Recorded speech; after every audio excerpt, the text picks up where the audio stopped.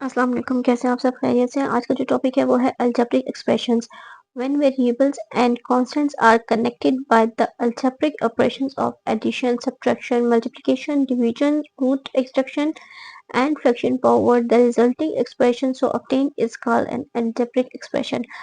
algebraic expression क्या होता है? algebraic expression वो expression होती है जिसमें वेरिएबल्स और कांस्टेंट जो है वो एक दूसरे के साथ जुड़ते हैं मुख्तलिफ अलजेब्रिक ऑपरेशंस के जरिए।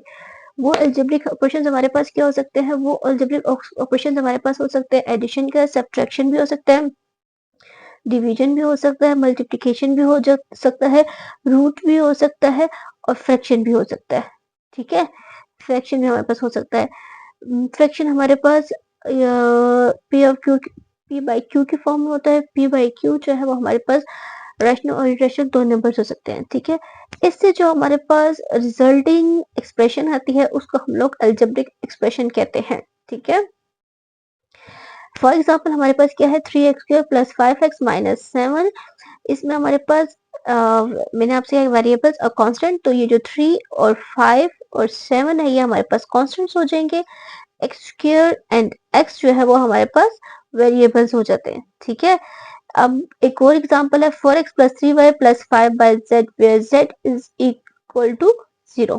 ठीक है, ये भी हमारे पास एक्सप्रेशन है। x² माइनस 4xy प्लस 6 जिसमें हमारे पास वेरिएबल्स, ठीक है, कांस्टेंट्स, वेरिएबल्स ये कनेक्ट है एक दूसरे के साथ।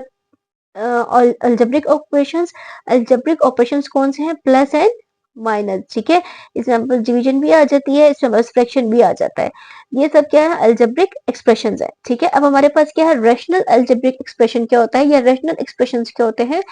N algebraic expression of the form p of x divided by q of x where p of x and q of x are polynomials and q of x is not equal to 0 is called a rational expression. ऐसे algebraic expression जो p of x by q of x की form में हो, ये p of x by q of x क्या हो सकता है? ये हमारे पास हो सकता है x² plus 4y plus 7 divided by 7x plus y या कुछ भी। ठीक है, ये हमारे पास पूरा p ऑफ x है और ये हमारे पास क्या है? q ऑफ x है। ठीक है, लेकिन वो कहते हैं कि q ऑफ x जो है वो नॉट इक्वल टू 0 हो, देन वो रैशनल एक्सप्रेशन होगा। जैसे कि हमारे पास क्या है? x² minus 6x plus 1 is a rational x divided by x plus 9 is a rational expression if x plus 9 is not equal to 0। मतलब कि पॉलिनोमियल्स की फॉर्म में कंडीशन हो, अलजेब्रिक एक्सप्रेशन हो, p of x divided by q of x की form में, और q of x जो है वो नॉट इक्वल टू 0 है, तो हमारे पास रैशनल एक्सप्रेशन होता है।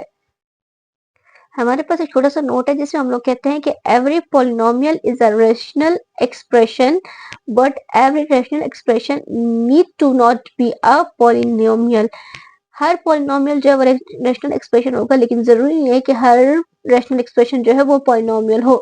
अलजेब्रिक एक्सप्रेशन को समझने के लिए एक छोटी सी एग्जांपल यहाँ पर दी गई है जिसमें 4x माइनस 5y प्लस 2 लिखा गया है। इसमें हर चीज को एक्सप्लेन किया गया है, जैसे कि 4, 5 एंड 2 ये हमारे पास टर्म्स हैं जिनको हम लोग कॉन्स्टेंट्स भी कहते हैं। ठीक है, कॉन्स्टेंट टर्म भी कहते हैं। x एंड y जो है हमारे पास वेरिएबल है और 4x माइनस 5y जो है वो हमारे पास कोफिशिएंट्स भी, इसको हम लोग कोफिशिएंट्स भी कह सकते हैं। अब अगर हम लोग देखें तो 4x माइनस 5y प्लस 2 में से 4x एक अलग टर्म है, 5y एक अलग टर्म है एंड 2 एक अलग टर्म है। ठीक है, अच्छा एक और चीज हमारे पास आ जाती है कि 4x minus 5y plus 2 is equal to 0 भी आ सकता है, 4x minus 5y is equal to 2 भी आ सकता है। ये हमारे पास कांस्टेंट टर्म होंगी। ठीक है,